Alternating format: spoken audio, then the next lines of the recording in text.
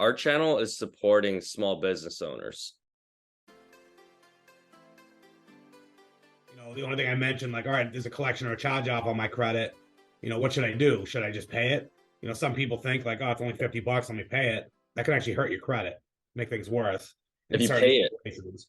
Yeah, in certain situations, if it's already old, you know what I mean? oh, So if it's, one thing I didn't look up, the Hawaii statute of limitations.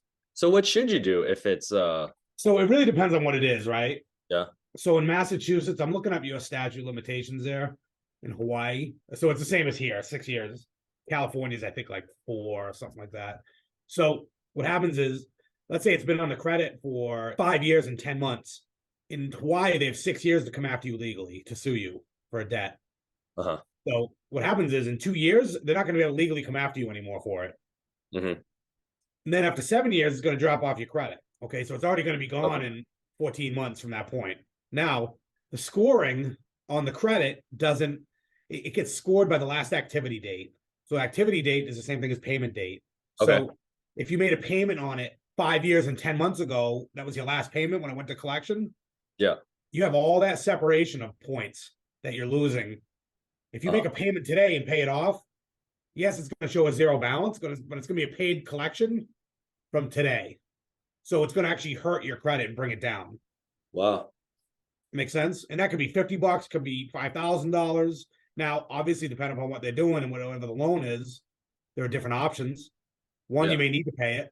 You may need to pay it, anything beyond $2,000, depending upon the type of loan. I don't know what kind of loans you're doing. It might be 1,000, might be 2,000, might be just getting it cleared up. There may be a way to do a pay for delete. Yeah. Maybe be able to way to remove it. There are so many different rules. That's why we want someone to talk to us first before they do anything. That's a really good point. I had a client the other day. He's a good client of ours, and the guy's worth a lot of money. He runs a good business. He has stupid little things on his credit. Mm-hmm. Some of them are older, some of them are fairly newer.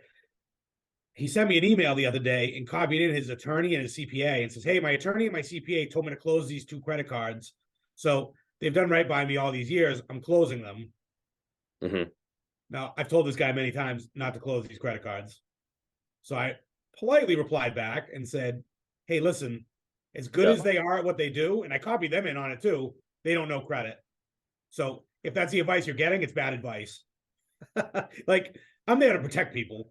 Yeah. You know what I mean? It's not like I'm making money off of the situation. I'm just there to tell you exactly what's going to happen. You close those 2 cards, you're toast.